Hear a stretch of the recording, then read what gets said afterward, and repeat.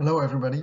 It's a great pleasure to be here with you today and present to you about the System of Environmental Economic Accounting, or the SEEA, as we call it, and the post-2020 global biodiversity agenda. So there's a growing interest in natural capital accounting, and also from the highest political levels. After adoption of the SEEA ecosystem accounting as a statistical standard last year, the United Nations Secretary General Antonio Guterres called it a historic step towards transforming the way how we view and value nature. And Frans Timmermans, Vice President of the European Commission, said this new statistical framework moves beyond GDP and takes better account of biodiversity and ecosystems and national economic planning. But also in the academic community, there's a growing interest in the SEEA. For example, an editorial from Nature in 2020 mentioned that last July, the UN published a global indicator review, and I must confess I'm quite proud of it, as it was a report from our NCAVES project, confirming that countries could use the SEEA to report 34 out of the 147 IG target indicators. And then it said it's an important start, but also indicates how much needs to be done before more goals and targets can be reported using the SEEA framework. An opportunity which researchers must not pass up. So with that, I have hoped to spark your interest in natural capital accounting and the SEEA. So the outline of my presentation will be as follows. So basically, it consists of three main blocks. So the first block is the development of SEEA. So we'll go into a brief history and also discuss the current status of implementation and the statistical standards that we have. The second block will go into more depth of the SEEA ecosystem accounting, the framework, but I will also provide some examples of ecosystem accounts and discuss their policy uses. And the third block, I then will go into the relationship between the SEEA and biodiversity, specifically also the role SEEA has in the post-2020 monitoring framework, illustrated also by a couple of examples, and then I will conclude. So the development of the SEEA did not happen overnight and can be already traced to the 1980s. To understand the origins of the SEEA, I would like to highlight here two different waves that were quite important to its development. So the first wave, as I'd like to call it here, is the quest for green GDP. I think this is close to one of the original motivations for the SEEA. So what is the problem? So the SNA, the System of National Accounts, with GDP as its headline indicator, basically treats natural resources as abundant. However, the problem occurs if a country, for instance, cuts down its rainforest to sell the timber.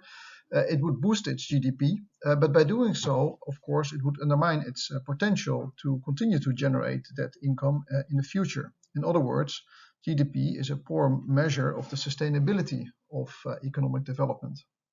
So the solution that was proposed was to then adjust GDP, strictly speaking, it is net domestic product, to take the depletion and the degradation of natural capital into account.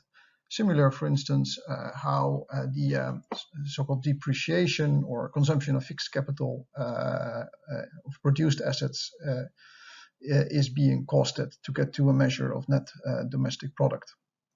A very influential study that basically looked at the growth of Indonesia was undertaken by Robert Repetto from the World Resources Institute around 1990. And you see here the results on the graph on your upper right. So basically what he showed was that whereas the GDP growth was something in the order of 7% or so over this time period he studied in orange, after correcting also for the cost of depletion and degradation of natural capital, he obtained a far lower growth rate of the net domestic product. So after this, this approach was piloted in many countries, including also the USA and China, but it's fair to say that it has had little staying power. So some of the reasons are that, well, in this GDP, nature only enters as a negative, not as a positive. And it's exactly this idea of ecosystem services and ecosystem accounting. I think that was developed later on to address this issue. We'll get into that later. As a result of it, there was quite some political opposition. For instance, the efforts by the Bureau of Economic Analysis in the US were stopped by Congress, in part by opposition of, for instance, senators from coal mining states that were not happy with this idea of compiling a green GDP. And thirdly, there were also, for instance, there were also European countries that tried to compile it. They ran into measurement challenges, specifically around the monetary valuation of depletion and degradation. However, it's fair to say that there have been also some notable exceptions, like in Mexico, where the compilation of what is called an eco-domestic product is mandated by law and is being compiled annually. So the second wave, now coming more from the physical perspective, is material flow accounting. So the system of national accounts focuses on economic activity that is being described as transactions in goods and services and assets between institutional units, so households and economic sectors, all in monetary unit. Alternatively, and this is more coming from disciplines such as industrial ecology or life cycle analysis, is to describe the physical metabolism of economies, also broadening the boundaries by embedding the economy in the environment, depicting it in terms as a user of natural resources, and of course also as generating all sorts of outputs, residuals and pollution on the environment. And it has also, of course, own principles, such as the material balance principle. And basically the idea is very much to describe all the transactions, not only in monetary terms, but also in physical units, like use of water, energy, materials, and so on. And this way of thinking received a big push, I think, in the 1990s. For instance, the G8 summit in 2004 endorsed the so-called 3R, reduce, reuse, recycle, as a new G8 initiative. And of course, also of late, there's also a lot of interest, for instance, in the measurement of the circular economy. In terms of the development of the SEEA, I think at some point material flow accounting was sort of positioned as a rival to the SEEA, focusing very much on the physical side of things. But later on, it has become fully integrated in the so-called SEEA central framework, where we now refer to it as physical flow accounting. So after years of experimentation, so I'm now doing fast forward here, and also various, I would say, interim handbooks like the SEEA 1993 and the 2003, all this development culminated in two statistical standards. And we call them statistical standards, but because they have gone through an intergovernmental process, specifically, they have been adopted by the United Nations Statistical Commission, which is a functional commission of the Economic and Social Council of the UN. So we have the SEEA Central Framework, which was adopted in 2012, and then we have the SEEA Ecosystem Accounting that was adopted in last year, where I should nuance that the chapters 1 to 7 that describe the accounting framework and the physical accounts were adopted as an international statistical standard, and chapters 8 to 11 that discuss the monetary accounts were recognized as international statistical principles and recommendations, so with a slightly lower status. The key thing is that these handbooks, they are on a par with the system of national accounts. So shown here is the main SEEA conceptual framework.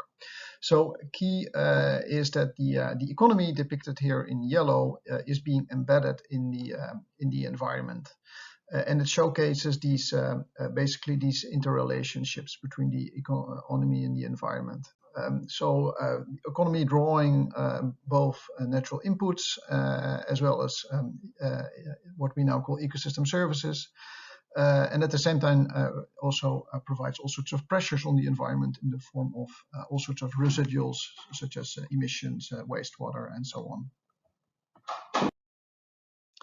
It is a whole system of accounts. We have the SEEA Central Framework, which includes, for instance, what we call asset accounts, describing, for instance, stocks of timber, of water resources, and how they change over time. We have all sorts of physical flow accounts, for instance, air emission accounts or energy accounts that describe basically the abstraction, but also then the use of these resources by economic activities and their return to the environment. We also have a number of accounts which we call environmentally related transactions and activities. So these are, for instance, accounts that cross-classify existing monetary transactions in the national accounts by purpose. So you can then measure, for instance, environmental taxes and subsidies or environmental protection expenditures, but also, for instance, the size of the environmental goods and services sector.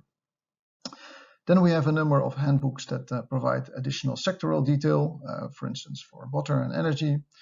And then last but not least, we have the SEEA ecosystem accounting, which adds spatial detail in an ecosystem perspective, distinguishing between a number of accounts that I will now describe to you in greater detail. Before I do so, I have one slide here that gives an overview of the status of implementation of SEEA around the world. We do actually an annual global assessment. And we, in the last year, we found that there are 90 countries implementing the SEEA. Most of them implement the SEEA Central Framework, but we have at the moment also now 36 countries that have started compilation also of the ecosystem accounts. Now I would like to present in greater detail the SEEA ecosystem accounting framework. So basically, the SEEA ecosystem accounting takes a spatially explicit perspective, looking at the environment in terms of sets of mutually exclusive ecosystems, such as forest, that can be characterized by their size, their extent in hectares, for instance, and their condition, for instance, their soil depth. And these ecosystems provide society with all sorts of ecosystem services, such as carbon sequestration, but in the example here, water filtration services, leading to benefits, for instance, clean water. And then there are all sorts of beneficiaries, such as households or perhaps a water supply company that are the main users of these ecosystem services. So this is more formally expressed in various types of accounts. So we have stock accounts and flow accounts in both physical and monetary units. So the stock accounts basically are ecosystem extent and condition. Flow accounts are ecosystem services and then both supply and use and in physical and monetary units. And then after taking, for instance, a net present value of ecosystem services being provided, we can obtain also a measure of the monetary value of the ecosystem assets. And if we then also track their changes in that monetary value over time, we can derive the degradation costs. So what are some of the main drivers for the development of ecosystem accounting? Well, after the Millennium Ecosystem Assessment and the Economics of Ecosystems and Biodiversity program, there was a surge in policy interest. This is also reflected in the IG Target 2, which stated by 2020 at the latest, biodiversity values are being incorporated into national accounting as appropriate in reporting systems. And then there was also the 2030 agenda, of course, which in SDG 14 and 15 takes a strong ecosystem perspective. But then additionally, there were also various enabling factors. Think of the surge in big data, for instance, Earth observation data, but also, for instance, all sorts of citizen science data. And then secondly, all these technological advances, both in terms of computational powers, but also the advancements of all sorts of platforms and also the use of artificial intelligence, for instance. The SEEA was developed in close collaboration with numerous stakeholders.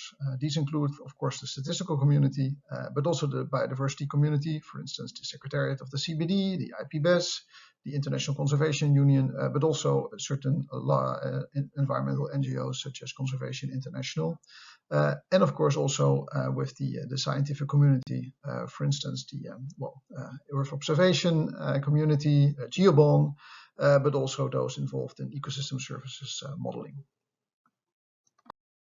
Now I would like to discuss some of the key accounting concepts and definitions. So first of all, in terms of the SEEA relationship to the system of national accounts. So formally speaking, what we say is that the SEEA central framework expands the SNA asset boundary. So the SNA has a pretty restricted view of what economic assets are. They need to be owned and they need to yield economic benefits. But basically the SEEA relaxes that restriction and basically says, well, they need to provide benefits, with the result of it that the whole environment becomes in scope of measurement.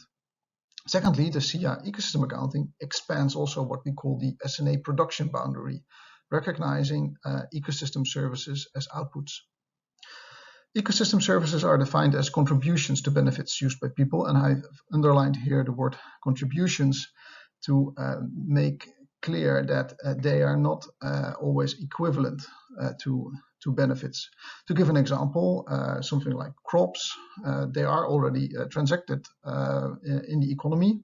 So if the ecosystem service would be the same as the benefit, we would be doing double counting. So the idea is of the ecosystem account that they make the contributions provided by ecosystems in the form of ecosystem services to benefits, and crops are an example of what we call SNA benefits, visible. The ecosystem services are conceptualized thereby as transactions between ecosystem assets, basically as the suppliers and beneficiaries, so all sorts of economic sectors, households acting as users. I've already shown there are several ecosystem accounts. They are all grounded in physical data. However, after monetary valuation, it is also possible, not necessary, to do what we would call an integration with the full SNA sequence of accounts.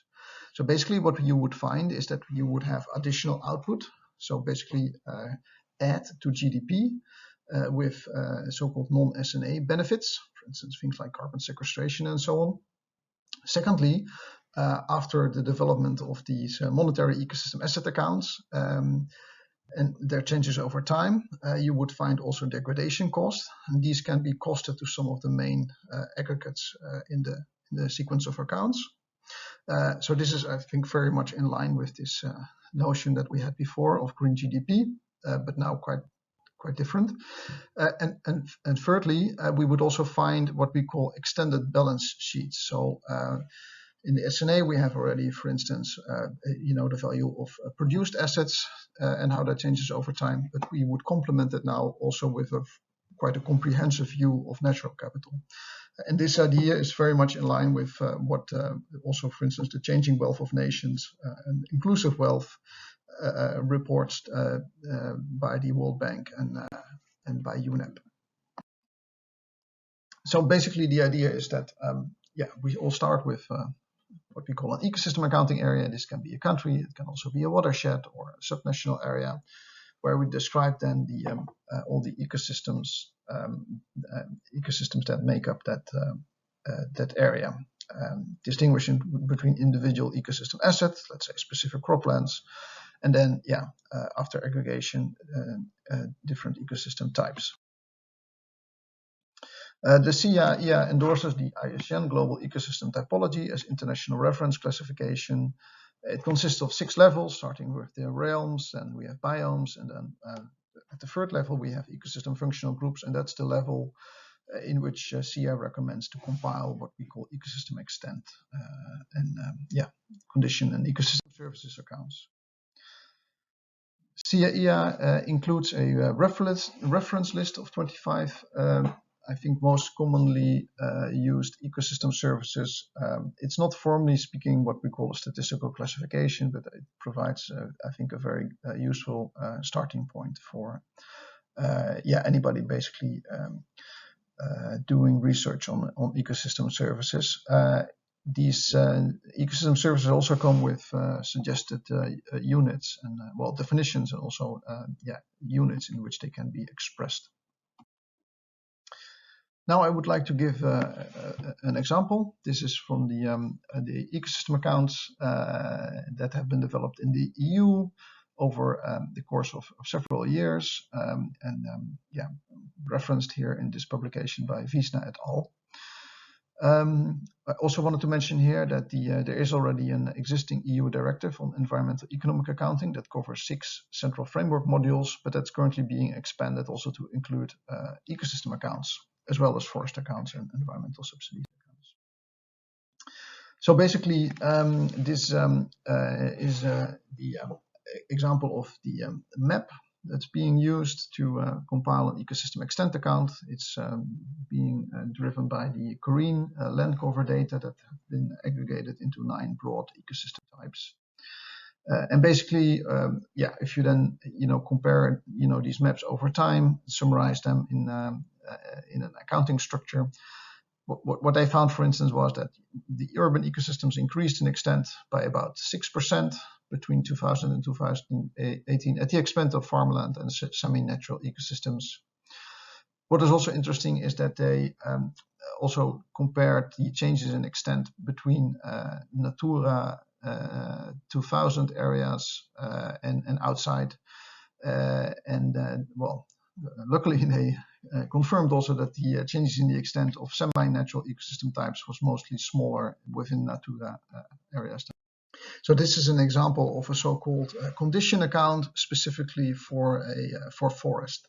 So what you see here on in the rows are basically what we call the ecosystem condition typology, consisting of abiotic characteristics, physical and chemical state, biotic characteristics, describing the composition, structure, and functioning of ecosystems, and then landscape characteristics. And then in the various columns, you see the units, but also most importantly their opening stock and the closing stock. So for these selected variables included here, you can see their description over time. So this is an example of an ecosystem condition variable account. But you can also, for instance, by comparing it with a baseline, a reference level, turn these also into indicators. So some of the key findings of this account were that the forest pollution levels are declining across the EU, but the absolute levels remain very high. That pressures from climate change, evidenced here in terms of, for instance, evapotranspiration going up, are increasing, and that the trend in defoliation increasing is quite concerning. Now turning to the measurement of ecosystem services. This the way this has been modeled in the EU is that, well, first of all, looking at the pollination potential. So it's possible to model it based on the maps of vegetation classes and information about the habitats of key pollinators, and information also about sort of their average flying distance and so on. And on the right hand side, you can is a map of the pollination demand. So this is based on the different types of crops and where they are grown and which of them are pollinator dependent. And then by overlaying, comparing these two maps, it's possible to then obtain the actual ecosystem service of pollination. So it's possible, of course, also to compare these changes over time. So shown here, for instance, is the change in pollination potential per decade. And basically, the study found that more than half of the societal demand for essential ecosystem services, in this case pollination, in the EU is not met by ecosystems. Which concurs also with integrated narratives. For instance, the IPBES also said noticed a decline of wild pollinators in Northwest Europe, which is also shown here on the map in red and orange colors. Europe.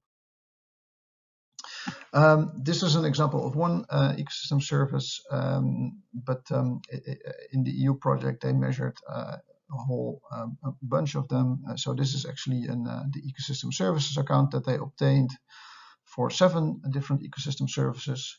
And what you see here is, so the rows you have the ecosystem service, and the columns you have then the key ecosystem types from the ecosystem extent account, showing who supplies these ecosystem services.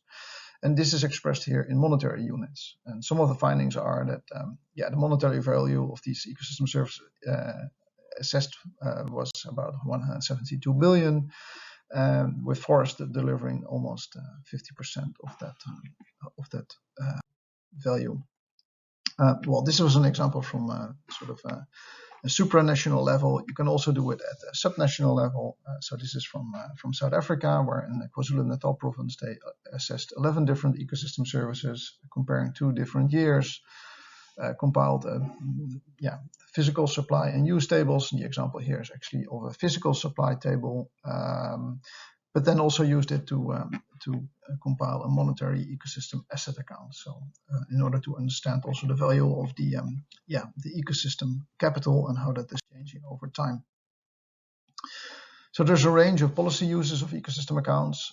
So you can think of macroeconomic and sectoral policies. So for instance, in South Africa, the condition accounts have been used also to support water policy.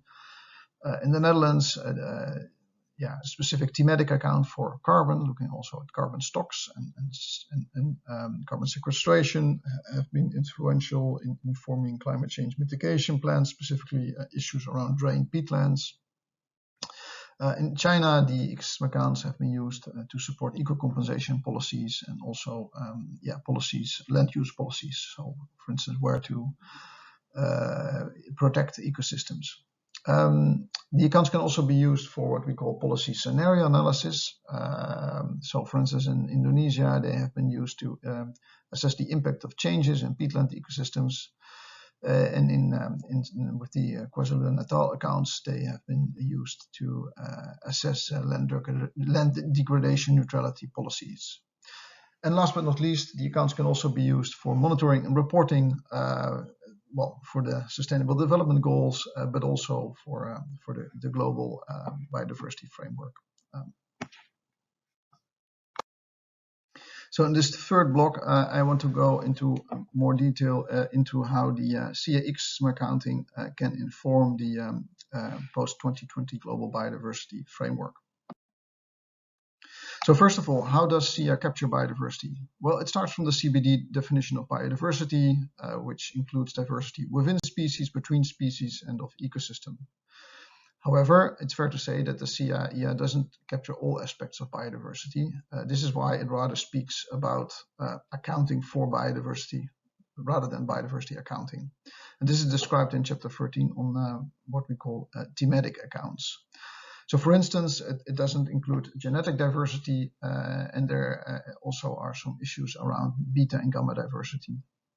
So it's clear that accounting for biodiversity is not intended to replace or duplicate existing initiatives in biodiversity assessment. I also wanted to mention here that biodiversity as such is not recognized as a separate asset. Rather, it's sort of I think of it as an enabling asset, which manifests itself through, for instance, diversity also of ecosystem types, which is captured in various accounts in the framework.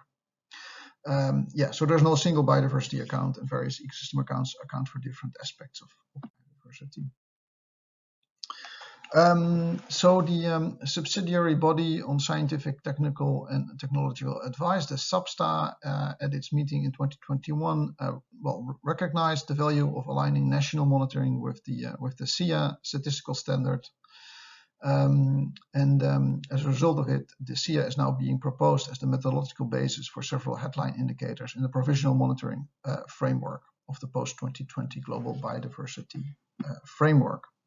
We have set up also a group to work specifically on the development of metadata sheets on some of these key indicators. So which are those key indicators that SEEA may help inform? Well, first of all, there's goal A and goal B, and then there are also specific targets such as 9, 11, 14, and 19. So the key, I think, rationale of using an accounting framework to derive indicators is shown here on the right in what we call the information pyramid.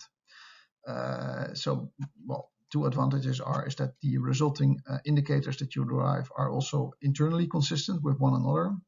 And secondly, also that through the use of an accounting approach, you can disaggregate them in all sorts of ways.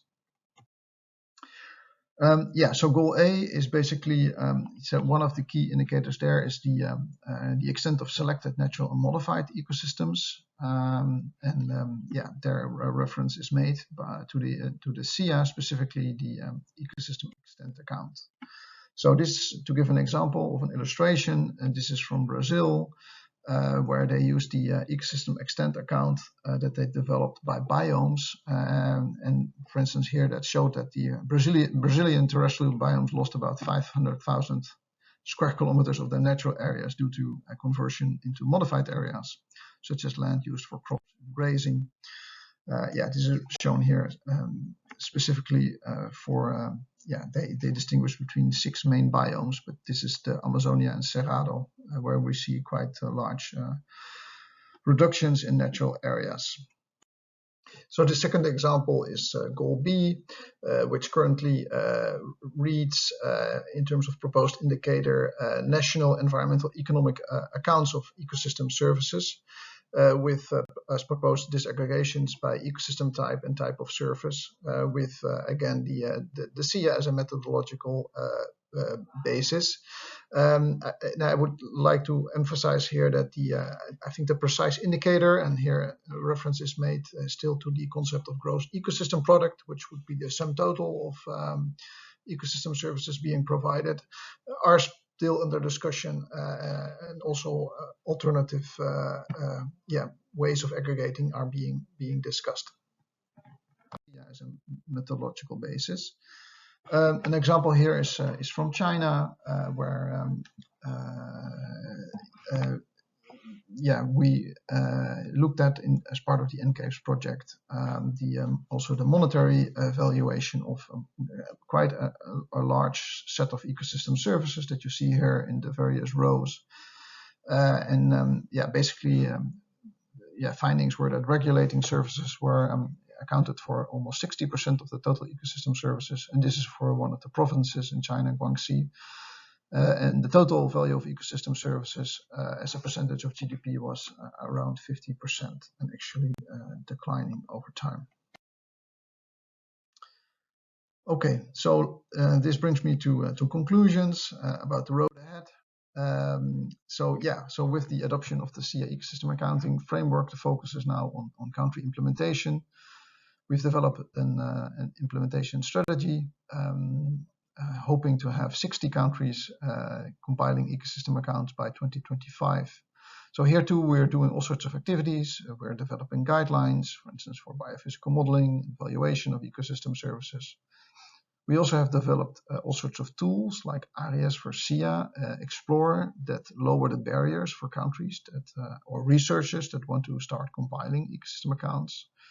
We're also conducting all sorts of trainings and e-learnings to grow the number of practitioners that are able to compile natural capital accounts.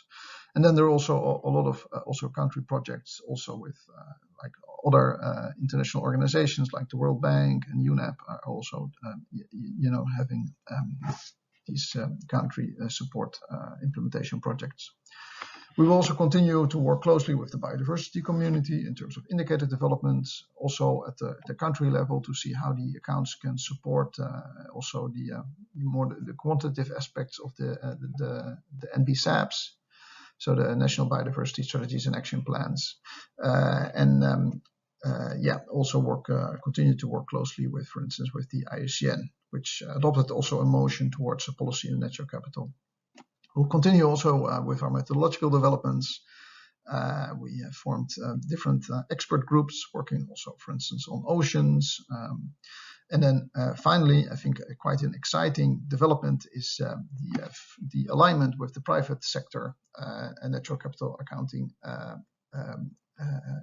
initiatives, such as the Task Force on Nature-Related Financial Disclosures that has been recently established, and the International Sustainability Standards Board. So with that, I'd like to conclude with this final slide. This is from the Financial Times in 2019, which had as a headline, "The new front for green revolution rests on warrior accountants." And that said, trying to start a revolution through corporate balance sheet may be far more effective in the long run than fringe protests. Not sure that's true, but at least I have hoped to illustrate in this talk that accounting is not always a tedious exercise, but it can be actually quite exciting, especially in its potential to shape the way, sort of the lenses through which we view society. So thank you so much, and looking forward to your questions.